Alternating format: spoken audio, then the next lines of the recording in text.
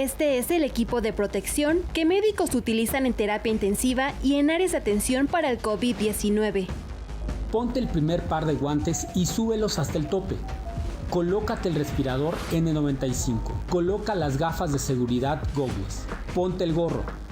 Antes de colocarte el overol, verifica su integridad. Ponte el par de guantes externos y ajustalos hasta el tope. Para nosotros, tu seguridad es muy importante. A excepción de los gogles o de las caretas, el resto del equipo se va a la basura.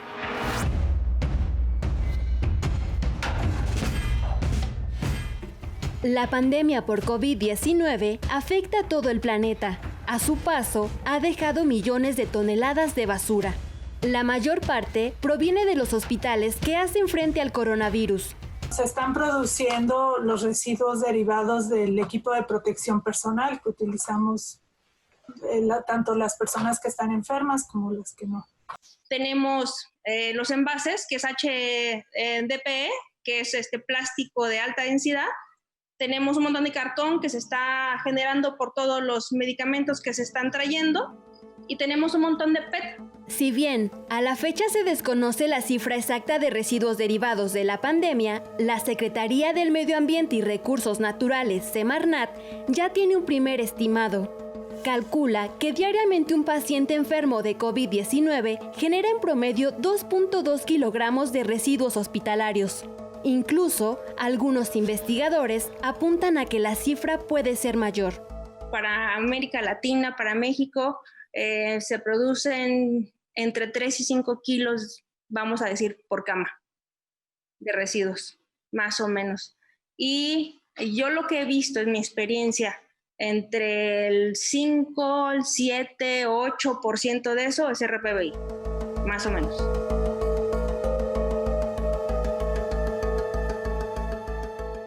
Para dimensionar el impacto de los residuos, la cifra de la Semarnat puede multiplicarse por el total de casos. Por ejemplo, si al 9 de agosto la Secretaría de Salud dio un acumulado de 480.278 casos confirmados por el virus SARS-CoV-2, esto se traduciría en al menos 1.056 toneladas de residuos hospitalarios.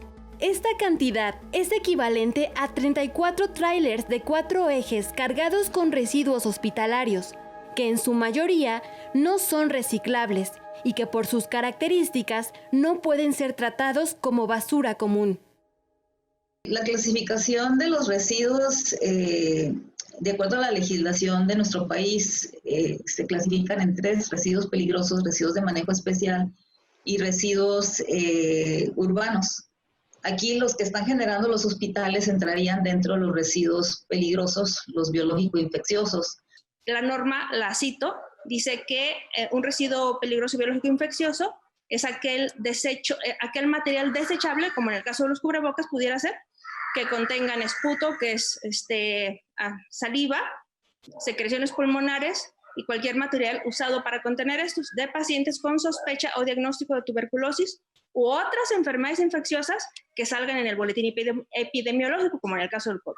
Debido exactamente a su denominación, representan un riesgo inminente para la salud, al considerarse que son peligrosos, infecciosos, a través de distintos agentes biológicos, ¿sí?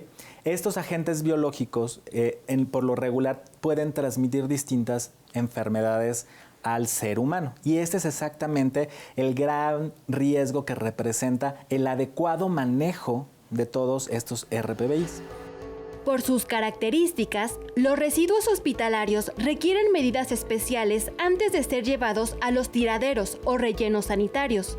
La norma oficial mexicana 087 establece el mecanismo para que estos residuos sean clasificados y tratados adecuadamente.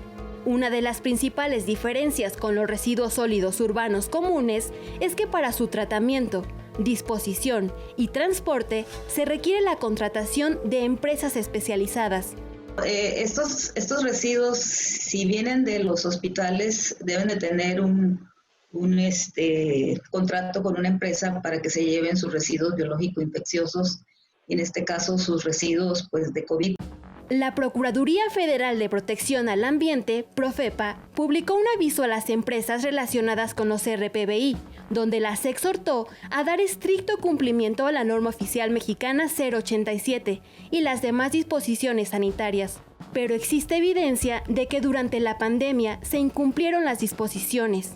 En una revisión que hizo Canal 14 de las denuncias presentadas a la Procuraduría Federal de Protección al Ambiente, se encontró que de marzo a julio, en 5 meses de la pandemia en México, se presentaron al menos 6 casos de RPBI que fueron abandonados o no recibieron tratamiento adecuado. La mayoría ocurrieron en el Estado de México. Por ejemplo, el 22 de abril, la Profepa encontró 3.5 toneladas de RPBI abandonados en los parajes de Las Cebadillas y El Cabro, en el municipio de Nicolás Romero. Se determinó que los residuos venían de unidades hospitalarias porque se encontraron ropas quirúrgicas, sondas con sueros, gasas impregnadas con sangre y hasta jeringas. Otro caso se registró el 9 de mayo, luego de que se encontró una tonelada de bolsas con residuos peligrosos que habían sido abandonados en un bajo puente de las avenidas Jesús Reyes Heroles y Mario Colín, en el municipio de Tlalnepantla. Otros casos también ocurrieron en los estados de Puebla y Nuevo León. COFEPRIS, Semarnat, Profepa y la Secretaría de Salud son algunas autoridades responsables de hacer cumplir la norma oficial mexicana 087. La identificación, la separación, el manejo y el almacén temporal son competencia de las secretarías de salud en las entidades federativas y son vigilados por la Comisión Federal de Protección contra Riesgos Sanitarios. De ahí el procesamiento hasta el destino final, que es el último elemento, es competencia de la Semarnat. COFEPRIS, dentro de sus atribuciones, ha lanzado una estrategia a través de la Comisión de Evidencia y Manejo de Riesgo y la Comisión de Fomento Sanitario para reforzar esta identificación y difundir estos lineamientos que emitió la Secretaría de Salud en el marco de esta pandemia. Es por eso que se han reforzado las medidas no regulatorias, no punitivas hacia los establecimientos. ¿Para qué? Para evitar un factor estresante extra sobre toda la sobrecarga de trabajos que tiene. Llevamos alrededor de 96,000 capacitaciones en distintas materias que incluyen este reforzamiento de la capacitación y las competencias, el conocimiento de estas disposiciones dentro de la pandemia. El 14 de julio, Profepa reportó que tiene abiertas 2 investigaciones contra 2 empresas por estos casos. Sin embargo, a la fecha no se han reportado sanciones por los residuos tirados a cielo abierto. Investigadores señalan que faltan recursos técnicos, humanos y económicos de las instituciones encargadas de velar por esta disposición. A veces es complicado poder dar el seguimiento, ¿no? La supervisión. No se tiene el personal, no se cuenta con el personal. Habría que plantear otro tipo de estrategias para realmente dar ese seguimiento, ¿no? La Profepa, por más ganas que tenga, tiene una capacidad muy limitada para supervisar y solamente cuando hay un caso grande, obvio, flagrante de violación a las normas ambientales, que entra en acción. Pero de otra manera, es raro que la Profepa sancione de manera adecuada, pero básicamente sobre denuncia. Y muchas veces la denuncia viene de la competencia, ¿no? En nuestro país tenemos, 2,000 sitios de disposición o algo así. Y no hay, las autoridades federales o locales, pues no tienen generalmente ni la capacidad, ni el personal, ni los recursos para dar una vigilancia adecuada. La mayoría o muchos todavía son tiraderos de basura. La correcta separación de los residuos en los hospitales es una actividad primordial, porque cada kilogramo de basura tiene un costo. La clasificación y la identificación es muy relevante para los hospitales, porque sabemos que uno de los principales costos que tienen de operación los establecimientos, pues es exactamente estos contratos para la disposición final de estos residuos peligrosos biológico-infecciosos, porque se tiene que pagar, ¿no?, por kilo de peso a la empresa que va a hacer la disposición final. Va a haber personas que traten de evadir esos costos.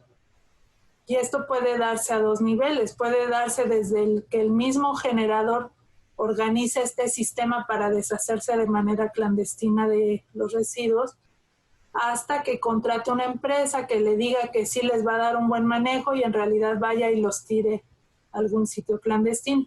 Lamentablemente es una situación bastante general en el país.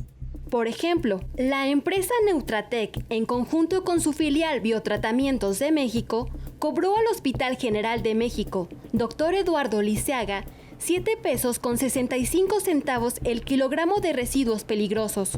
Anualmente, este hospital tiene una producción mínima de residuos de 222 toneladas, por lo que ese nosocomio, el más grande de América Latina, desembolsó en un año más de 2.666.000 pesos por el tratamiento de transporte, recolección, tratamiento y disposición final de los residuos. Si la contratación es de un solo servicio, el precio aumenta. Tal es el caso del Hospital Regional 1 de Octubre del ISSSTE. Este nosocomio pagó a la misma empresa 11 pesos con 55 centavos el kilogramo de residuos, solo por el transporte. En total, este hospital erogó 1.018.000 pesos para este año. En la basura encontramos un tesoro, hay recursos en la basura que no hemos alcanzado a identificar. Tan es un recurso que hay mafias dentro del aprovechamiento, ¿no? En el sector informal, en la cadena encontramos gente que está negociando con la basura, y a veces las prácticas para hacer la separación o para hacer el acopio, incluso para hacerle tratamiento o tomar los subproductos que tienen valor, dañan a la salud del que está trabajando. Pero es un mercado muy competitivo, con mucha competencia desleal y cierto grado de corrupción.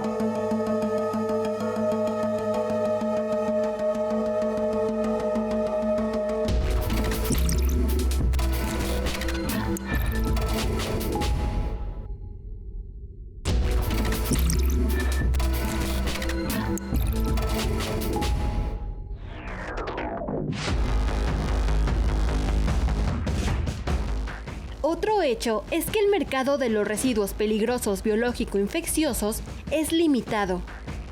Las últimas cifras de la Semarnat apuntan a que en el país existen solo 6 empresas autorizadas al tratamiento en el sitio de los CRPBI, 32 empresas para el tratamiento externo y 19 para la incineración. Canal 14 hizo una revisión de todos los contratos relacionados con el transporte, el tratamiento y la disposición final de los RPBI que se han licitado en 2020. Se encontró que de los 58 contratos adjudicados al 19 de junio, un tercio los obtuvo la empresa Medam, una filial de la multinacional Stericycle, que tiene presencia en 18 países y es líder en este negocio. En una revisión del Registro Público de Comercio, se encontró que Medam tiene relación con al menos 2 empresas en el país, Sterimed y Sanirren de México. Ambas también ganaron licitaciones para 2020. El mismo caso ocurre con la empresa Neutratec, ganadora de 6 contratos. Neutratec comparte el mismo domicilio con Biotratamientos de México, quien ganó por sí solo 2 licitaciones con el ISSSTE. A lo mejor ahí no podrías decir hay un monopolio, a lo mejor ahí pudiera no verlo así porque es como trabaja el Seguro Social, ¿no? Pero sí he visto la injerencia interesante de esa empresa. Sus contratos con municipios para la recolección o para la disposición o para algún tratamiento, pues son grandes empresas que están ahí, nada más disfrazan a veces sus nombres comerciales. En muchas ocasiones los gobiernos, empresas o quien sea que tenga que pagar por el servicio, pues prefiere, si le es posible, contratar a alguien que resuelva de una vez todo el problema.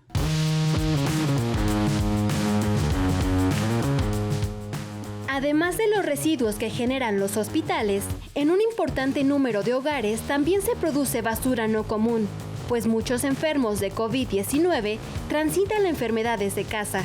Nos están generando, además de este tipo de residuos en particular, por la situación, más residuos orgánicos en las casas, por la situación de el permanecer en casa, cocina más, se recibe o se pide comida ya hecha, ya elaborada. El tratamiento desde casa generó cuestionamientos sobre cómo manejar esta basura y cómo clasificarla, pues uno de los parámetros de la norma oficial mexicana 087 para considerar si un residuo es o no RPBI es que se generen dentro de establecimientos que están relacionados con la atención médica. Todos estos residuos tienen que ser generados dentro de establecimientos que están relacionados con la atención médica.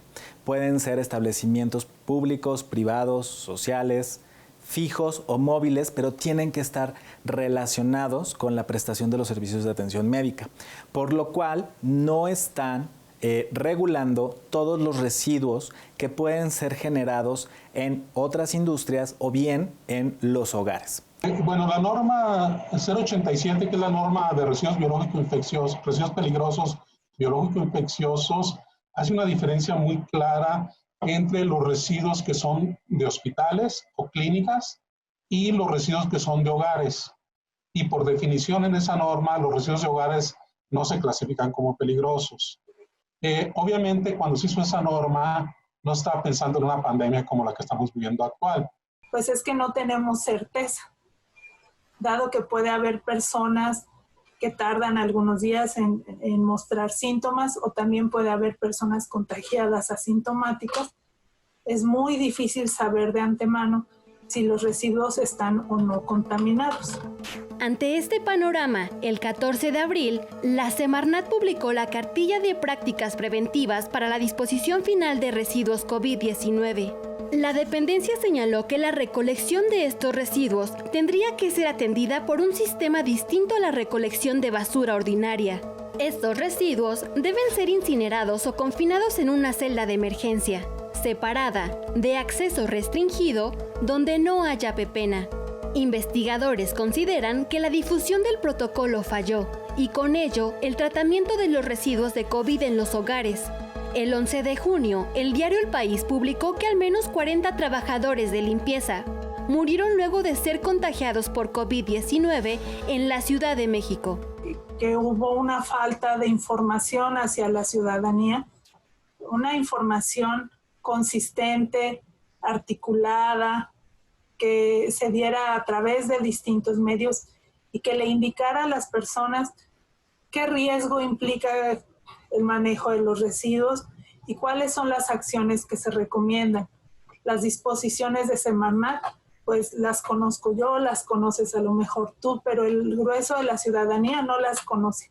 El no tener un cuidado y ciertos protocolos en los sistemas de recolección, obviamente se estaría exponiendo a muchísima gente. La mayoría de las personas no están conscientes de cómo impacta este tipo de basura que estamos generando cuando tenemos enfermos en casa y cómo debiéramos de tomar ciertas precauciones. En nuestras casas, en general, en todo el país, sigue pasando el mismo sistema de recolección, el camión de la basura o la persona que va en un carrito recogiendo los residuos. En la práctica, este sistema paralelo de recolección no existe.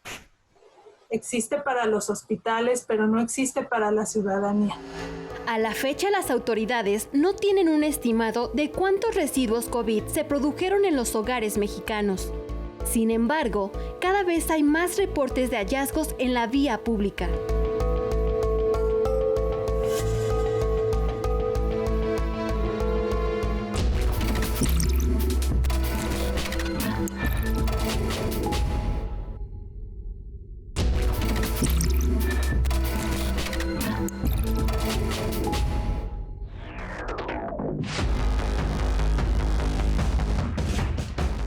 Los investigadores señalan que los residuos generados por COVID-19 son un asunto de todos.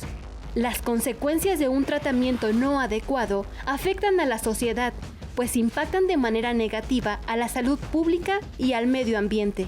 Tenemos que crear una conciencia positiva de la responsabilidad que tenemos cada uno de los ciudadanos en el cuidado de los residuos que estamos generando. Tenemos dos riesgos. Uno, otra vez a la salud humana, porque si sabemos que en algunos tianguis se pueden encontrar medicamentos apócrifos, pues cuanto y más podríamos encontrar que personas puedan recolectar estos residuos y revenderlos como nuevos. Podemos ver cómo ya se están viendo este tipo de residuos en cuerpos de agua, en diferentes espacios de la naturaleza que se están amontonando. Por ejemplo, los plásticos que se encuentran en las playas, si es una presencia muy abundante, van a afectar la temperatura de la arena. En general van a provocar que ésta esté más caliente de lo que estaría si los plásticos no estuvieran presentes. Si en una playa que tiene una muy alta presencia de plásticos llegan a desovar tortugas, durante el periodo de formación de las tortugas dentro de los huevos, el género puede estar influido por la temperatura. Y entonces podríamos tener un proceso de feminización, que proporcionalmente tengamos más hembras que machos. Y esto puede afectar pues toda la evolución de la especie. Rompemos estos equilibrios. Ya sea basura generada desde los hospitales o desde las casas, cada persona puede contribuir a evitar que los residuos producidos por la pandemia por COVID-19 afecten de manera importante nuestro ecosistema. Lo primero es que tenemos que separarlos del flujo normal, común de los residuos domiciliarios. Tienen que estar en un bote, no los podemos llenar en un bote con una bolsa, no podemos llenar la bolsa hasta el tope, tendría que estar 2/3 partes llena para poder amarrarla muy bien. Ya cuando se vaya a sacar de la casa, se tiene que colocar en una segunda bolsa y rociarlo con una solución clorada. Esto va a permitir que, pues, a pesar de que pudiera haber todavía algún tipo de virus, pues se muera. Y no olvidarnos etiquetarlo y avisarle a la gente de limpieza lo que está recibiendo. Además, pues se recomienda que a veces se quede en casa 2 o 3 días y si no se puede quedar en casa, pues rociarle cloro, ¿no? Un agua clorada para que se descontamine. La otra parte también es nuestra parte de responsabilidad social. Saber a dónde dirigirnos en caso de que veamos la comisión de algún delito, alguna omisión, algún desviación en alguno de los procesos es también importante. COFEPRIS cuenta con 3 vías para llevar a cabo la denuncia sanitaria. El tema del manejo de los residuos es uno de los elementos en la preservación de la salud pública. Eso es algo que también ha quedado claro no solo en México. Es una actividad esencial que va a ser muy importante diseñar protocolos que nos permitan responder de forma más rápida y más eficaz a este tipo de situaciones. Yo los invito a que reflexionen sobre esto, que investiguen qué pasa, que busquen cuando termine todo esto de la pandemia y del aislamiento, busquen dónde se está depositando la basura que ellos tiran, qué están haciendo con esa basura. Y yo creo que tomaremos responsabilidad de no ir y tirar nuestra bolsa a un lote baldío, a una cañada, a un dren, a un lago, dependiendo de dónde vivamos, porque pues nosotros somos parte del problema y debemos también ser parte de la solución.